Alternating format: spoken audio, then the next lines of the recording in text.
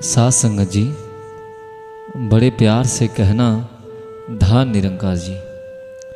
साथ संगत, शांति की शुरुआत तब होती है जब आप अपनी परिस्थितियों को बदलने के बजाय स्वयं के स्वभाव को बदलने का निर्णय लेते हैं। और दुनिया में सबसे बड़ा धर्म इंसानियत का है और सबसे बड़ी प्रार्थना किसी के चेहरे पर मुस्कुराहट लाना। साथ संगत जी, मंजिलें उन्हें नहीं मिलती जिनके ख्वाब बड़े होते हैं, बल्कि मंजिलें उन्हें मिलती हैं जो अपनी जिद पर अड़े होते हैं। आज मैं आप सबको बताना चाहता हूँ कि जो बीत गया उसे बदला नहीं जा सकता, जो होगा वह आपके अनुभव को बढ़ाएगा और वर्तमान ही वह समय है जो आपके भविष्य की नींव रखता है।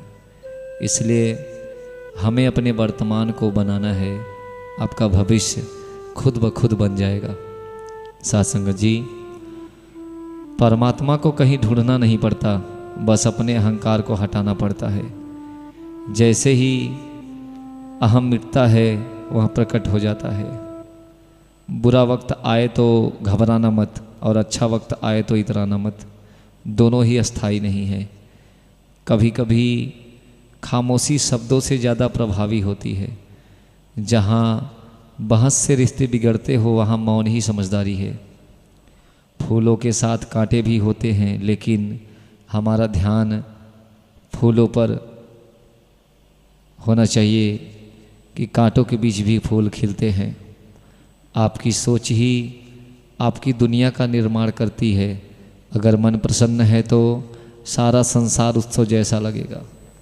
जैसे एक दीपक से हजारों दीपक जल सकते हैं और उस दीपक की रोशनी कम नहीं होती, वैसे ही खुशियाँ बांटने से बढ़ती है, कम नहीं होती। साथ संगत जी, ऊंचा उठने के लिए पंखों की ज़रूरत केवल पक्षियों को होती है। मनुष्य तो जितना विनम्रता से झुकता है उतना ही ऊपर उठता है। और जब हम यह महसूस कर लेते हैं कि वह अकाल पूरक हर कण में व्याप्त है, तब किसी के प्रति नफरत या द्वेष की जगह नहीं बचती। साथ संगत जी, जैसे साफ पानी में ही प्रतिबिंब स्पष्ट दिखता है, वैसे ही शांत और साफ मन में ही सत्य का दर्शन होता है। और कष्ट तब होता है जब हम दूसरों से उम्मीद रखते हैं, और आनंद तब होता है जब हम दूसरों को स्वीकार करते हैं। साथ संगत जी, शब्द मुफ्त मिलते हैं, लेकिन उनके चयन पर निर्भर करता है कि उनकी कीमत मिलेगी या फिर कीमत चुकानी पड़ेगी। और आज के विचार में हृदय को छू लेने वाली पंक्तियां मैं आप सभी को सुना रहा हूँ कि जीवन एक कविता की तरह होना चाहिए, चाहे छोटा हो पर अर्थपूर्ण और सुंदर हो। आज की विशेष प्रेरणा यही है कि संसार में सब कुछ बदल रहा है। यह परिवर्तन ही प्रकृति का नियम है, लेकिन जो इस परिवर्तन के पीछे स्थिर सत्य को जान लेता है, उसे फिर कोई भी परिस्थिति विचलित नहीं कर पाती। साथ संगत जी, सच्चा ज्ञान वही है जो इंसान और इंसान के बीच की दीवारों को गिरा दे और दिलों में प्रेम के पुल बना दे। आज जिसे हम बाहर ढूंढ रहे हैं वह हमारे सबसे निकट है, बस खुद के स्वार्थ से पर्दा हटाने की ज़रूरत है। जब तू ही तू का भाव जागृत होता है, तब पराया कोई रहता ही नहीं। हर चेहरे में उसी की जोर नज़र आने लगती है। आज आप जो बो रहे हैं वही कल काटेंगे, इसलिए नफ़रत के दौर में भी प्रेम का बीज बोना ही सबसे बड़ी बुद्धिमानी है। बिना किसी स्वार्थ के की गई सेवा ही आत्मा को परमात्मा से जोड़ती है। साथ संगत जी, हवाएं चलती रहेंगी, दिए जलते रहेंगे, अगर यकीन दिल में हो तो रास्ते मिलते रहेंगे। अगर हम अपनी शिकायतों की सूची बनाना छोड़ दे और जो मिला है उसके लिए शुक्र करना शुरू कर दे, तो आधा तकलीफ तो वैसे ही ख़त्म हो जाएगा। दुनिया को बदलने की कोशिश से पहले खुद के नज़रिए को बदल कर देखे, नज़ारे अपने आप बदल जाएंगे। साथ संगत जी, परमात्मा को खोजने के लिए कहीं बाहर भटकने की आवश्यकता नहीं है, वह तो आपके भीतर आपकी हर सांस में बसा है। बस स्वयं को जानने की देर है। प्रेम शरीर की निकटता का नाम नहीं बल्कि दो आत्माओं के एक सुर में होने का नाम है। जहाँ प्रेम है वहाँ तर्क की कोई जगह नहीं होती। यदि प्रेम में शर्त है तो वह व्यापार है, यदि प्रेम में समर्पण है तो वह भक्ति है। साथ संगत जी, जैसे कुम्हार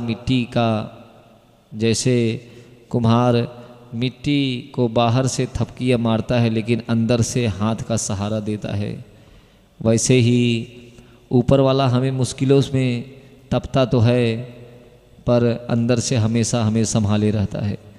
जब रात सबसे ज़्यादा गहरी होती है तभी सवेरा सबसे करीब होता है। अपनी हिम्मत मत हारिए।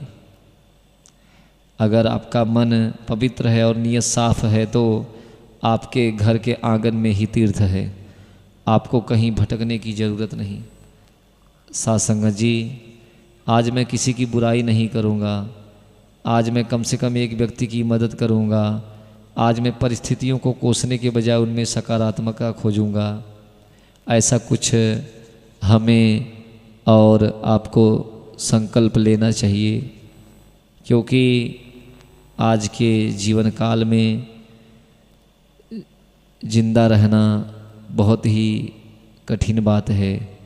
आज जैसे मैं बात करूं कि कड़ में है रूप तेरा, हर गुल में तेरी खुशबू है। जब हमें यह समझ आ जाता है कि यह सारा संसार उसी एक परम सत्ता का विस्तार है तो हमारे मन से ऊंच नीच, जात पात और नफरत के सारे भेद मिट जाते हैं। प्रभु को हाजिर नाजिर मानकर किया गया हर कार्य इबादत बन जाता है।